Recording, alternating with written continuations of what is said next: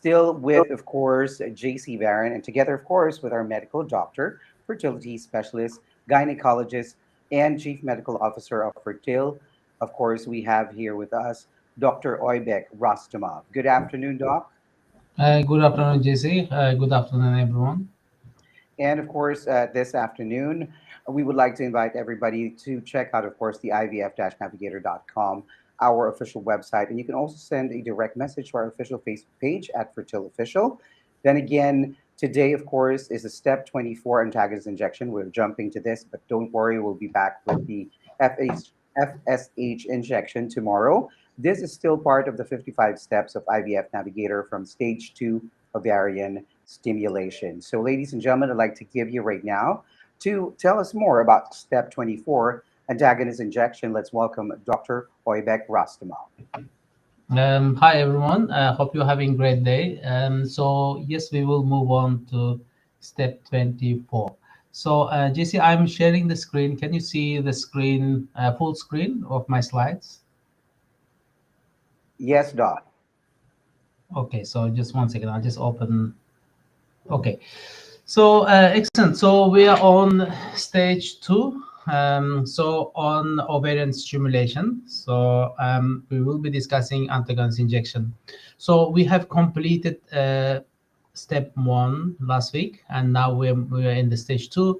We missed FSH injection because of technical problems. We will do FSH injection step tomorrow. So we are doing step 21, antagonist injections. So, on today's live stream, we will discuss why we need to give antagonist injection in IVF, and what drugs we use for that, and when you start antagonist injection, and how long you will continue antagonist injection. Okay, so first of all, let us look at what happens in normal physiology. So essentially, when you have a menstrual cycle, you produce pituitary hormones like FSH and LH from the pituitary gland. Then estradiol levels increase because of stimulation of ovaries, which sends a signal back to the pituitary, and pituitary surges and produce LH hormone, which causes ovulation. So that's fine in a normal menstrual cycle, but we don't want this happen in IVF cycle, because we don't want women to ovulate when we're doing ovarian stimulation, because we want to time this egg maturation and collect the eggs before you ovulate. So that's why we have to block the pituitary with certain drugs. So blocking of the pituitary gland allows us to take over the whole control of the reproductive function. Then we can stimulate ovaries without worrying about ovulation in the middle of stimulation. So that's why we use this drug called antagonist drugs, which blocks the pituitary so that pituitary can't act, and we can continue stimulation of ovaries using FSH, which we give from outside. So the role of antagonist injection is to prevent LH surge during ovarian stimulation. So let us say, for example, you had a full workup and prepared for the IVF treatment cycle for the first day of the menstrual period. Then FSH injections get started. So every day you have FSH injections to stimulate the ovaries. Then before your pituitary becomes active, then we have to add antagonist injection. This is the second injection to stop pituitary from functioning during the cycle. So this is why we need antagonist injections. The second question is what drugs we use for antagonist injection. Is that we use 2 different type of drugs. All around the world, there are only 2 different type of antagonist drugs. One is Generalex. The common brand name for that is Orgalutran. And the second one is Cetrorelix, and common brand name for that is Cetrotide. So pretty much Orgalutran and Cetrotide is used as the only available antagonist drugs, and different brand names for these drugs you can see in different countries. So we use 2 different type of drugs. The main difference, they're equally effective, they're very effective. So main difference for patients is that Orgalutran comes in prepared syringe, which contains 250 micrograms of Orgalutran, Generalex. and citrotide comes in powder and fluid, and you will need to mix and prepare. So the main practical difference is that. So yeah, so in terms of storage of the drugs, so you purchase the drug from pharmacy, then you have to store in certain controlled condition before you use. So both orgalutran and citrotide can be stored in the fridge between 2 to 8 degrees of Celsius until they expire. So this is long-term storage. Let us say if you bought the drug and you're not planning to start IVF treatment cycle next few months, you can safely store both drugs in the fridge and until they expire, and you can use until they expire. So in terms of short-term storage, once the drug is taken out of the fridge, the drug can be stored in the room temperature, which is less than 25 degrees, or in the fridge for up to 3 months. So essentially, if you start using the drug or open the pipe, then you should use the injections up to 3 months from the time you remove from the fridge. So that is the storage conditions. So we now answered why you need and what drugs we need. Now we answered the question of when you start these injections. So what happens in, as we said, in menstrual cycle, initially your estradiol level is low. Initially pituitary was naturally down-regulated. So pituitary becomes active in response to increased FSH, increased estradiol hormone, and mainly increased estradiol hormone. So, which means that it's safe not to have any antagonist at the beginning of stimulation. So what normally happens is you have a menstrual period, start FSH injection for 4 or 5 days without giving any antagonist. Then you once you reach day 5, day 6, you start antagonist injection. So there are two different type of protocols for starting antagonist injections. First one is called the fixed start date, so which means everybody starts exactly the same day of the menstrual of the stimulation, and the second one is a variable or flexible start date. So I will really different clinics, different specialists use different methods. So I will explain each regime. So fixed start date means that you start FSH on certain day of ovarian stimulation. So let us say if day 1 of ovarian stimulation is a day 1 of FSH, you can start on day 5 without doing any blood tests or scans. You can just start as programmed. So here you can start in few different days. If menstrual period is long, like in patients with PCOS, if menstrual cycle your normal menstrual cycle longer than 28 days, it is fairly safe to start antagonist on day 6 of your injection. So which means if you had started your FSH injection on Monday, you continue your FSH injection. You can see on this chart, FSH once you started, you continue, then you add antagonist on Saturday, which is day 6 of FSH injection. So because for patients with a prolonged cycle, the risk of having surge of LH hormone for first 5-6 days is very low. That's why it's quite safe to start antagonist on day 6. The patients who have a normal menstrual cycle, like 28-day cycle, approximately around that duration, normally can start antagonist injection on day 5 safely. Risk of surging before day 5 in regularly menstruating women with a duration of 28 days is very low. That's why it is you can just start on day 5. Again, of course, you cannot decide yourself. You have to strictly follow your clinics and your specialists and your nurse instruction. But this is generally how we decide start day for antagonists. In patients who have a very short cycle, let us say 24-day to 25-day cycle, they tend to surge the LH hormone earlier, and that's why it's better to start antagonist 1 day early, maybe from day 4 of FSH injection. And also, women who had an early surge in previous IVF cycles should also start antagonists a little bit early, because they may surge a little bit earlier. This is timed against the starting of FSH injection.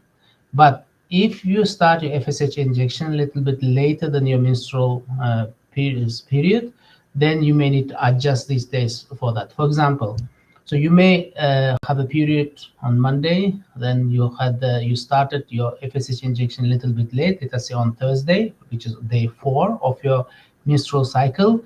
Then if you start FSH antagonist injection on day 5 or day 6, it may be too late. By then you may start surging LH. So your specialist will need to adjust if it's a antagonist start day and start a little bit earlier than just what it says in normal protocol. So yeah, so this is a fixed start day. So then second type of start day of antagonist is a flexible start day. So flexible start day is patients don't have any set date to start antagonist. They start FSH injection. After day 4, day 5, they will do blood tests and an ultrasound scan. So if blood test and ultrasound scan shows there is some dominant follicle and estradiol levels are increasing, that indicates now pituitary is about to become active and pituitary need to be blocked. So on the basis of scan and blood test, your specialist will decide when you actually start antagonist. Let us say on day 5 you had ultrasound scan and blood test and there isn't much ovarian activity going on, risk of surging of LH is very low, then you may continue FSH without starting antagonist for a couple of more days and then repeat ultrasound scan and blood test. Then if there is a dominant follicle and increased estradiol, then your specialist may decide to start antagonist. So that's flexible, it's not set. So normal criteria for starting antagonist injection is having follicle larger than 14 millimeters. That's just conventionally accepted. If follicle reaches 14 millimeters, it produces sufficient amount of estradiol that it may trigger off LH surge. So when you have a scan, sonographer measures follicle size. They look at the leading follicle, large follicle. If it's more than 14 millimeters, then your specialist decides to start your antagonist injection. So, and in terms of estradiol, again, you do blood tests, let us say on day 5 or day 6. If estradiol levels are higher than 600, then and LH levels increase, for example, higher than 10, then there is a risk that you may start surging, then you can start antagonist. So that's very variable and it's really individualized. So, and so of course, you should follow the instructions of your clinic and specialist on the start day of antagonist, because it's extremely important to get the antagonist injections right, because otherwise you may start the stimulation. If you miss antagonist injection, if you take it too late, you may start surging the LH hormone and you may ovulate, so which means that your cycle need to be cancelled. So this is why at the beginning of your cycle, you should know exactly when you're going to start. If it's fixed date and if it's flexible, then you should know when you're going to have your scan and blood test. And then after that, then they need to clarify, ascertain whether you should start antagonist injection or not. So this is a when you start. So we answered question why you need, what drugs we use, when you need to start. And now fourth question is interval. How often you have to give antagonist injections? Both orgalutron and encetrotide has it circulates in the bloodstream approximately up to 30 hours. But once you reach 24 hours, the concentration start declining. So that's quite risky. If you have more than 24 hours between the injections, you may be at risk of surging. So that's why you should have injections daily every 24 hours. So if you have a 10 minutes early, 10 minutes later, it doesn't make huge difference. But if it's getting very late, then as soon as you can, you should get the injection. And of course, if it's later than expected time, then you should immediately inform your clinic that you had a delayed injection. So that is essentially interval is a daily, so every 24 hours. So that is at the end of my presentation. This is just a quick, short, practical presentation on antagonist injections. Thank you so much, Dr. Oybek Rustamov, ladies and gentlemen. Now we will move on with a question. I just have one question, Doc. What should patients do just in case they missed an antagonist injection? Yes, so yes, of course, patients should take various measures to reduce the chance of missing the injection. Tracking the injection, putting notifications to ensure that they don't miss the injection. So if it's unavoidable for some reason, they couldn't do the injection at exactly the right time, so they should try and do the injection as early as possible. So let us say if they missed injection, it's still a couple of hours later, so immediately they should give that missed dose of injection, then immediately inform the clinic. If they missed a very long period of time, let us say more than 4 hours, more than 6 hours, if they can't contact the clinic, they should contact the clinic immediately. If they can't, again, there will be a clinic protocol for that, and during instruction, the clinic will have explained to the patients they should strictly follow that clinical protocol. But generally, it is best to have immediately the missed dose of injection in contact the clinic. Then the clinic can discuss and decide what will be the next step. So usually, if missed dose caused surge of LH hormone, you can actually see this in subsequent blood tests and ultrasound scans. Because if patients surge through because of missed injection, then you can actually see increased progesterone, reduced estradiol levels, increased LH levels, so it can be detected. So if there was a little bit of delay, if there was no sign of surge on the scan and blood test, then it's fairly safe. It doesn't really impact the outcome of IVF treatment cycle. So yeah, so if they missed it, depending on, of course, on the duration, first thing they have to contact the clinic as soon as they can. If they cannot contact the clinic, they should try and get the missed dose of injection as soon as possible, and contact the clinic as soon as possible. All right. Thank you so much, Doc, for that very, very elaborate explanation and answer to that question. Thank you. Now, at this point, to all our viewers and for those who will be watching the replay of the live stream, you may send still your questions in our social media accounts, and you may also send a direct message to our official Facebook page at Fertile Official. For now, I would like to have everybody's attention to the screen, and let's watch this. We'll be back.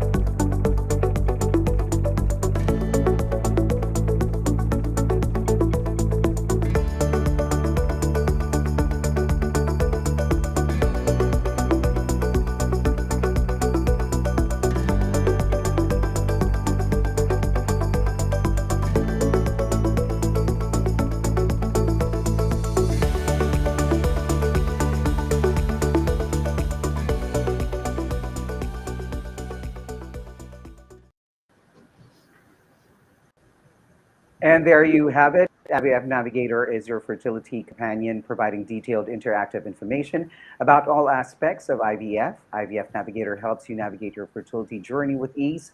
Available for download on the Apple App Store or Google Play. And upon launching of IVF Navigator, go ahead and avail for a limited time only. Claim your 15-day free trial of IVF Navigator.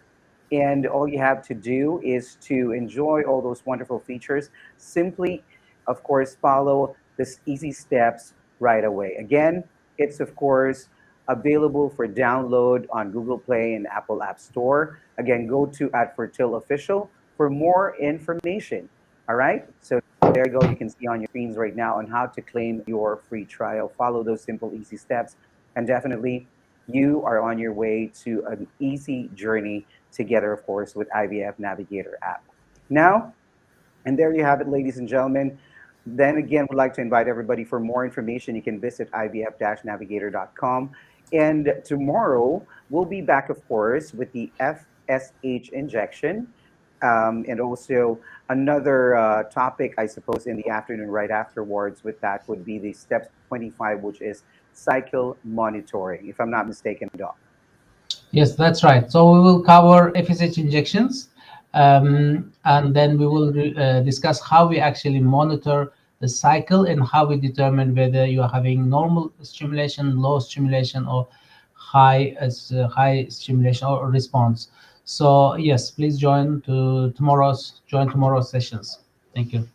Thank you so much, Dr. Oybek Rustamov. Ladies and gentlemen, again, we will see you tomorrow as we learn about FSH injection and also, of course, the cycle monitoring. Still part of the stage two ovarian stimulation. This is, of course, IVF Navigator Live. Thank you, everybody. Thank you, Doc.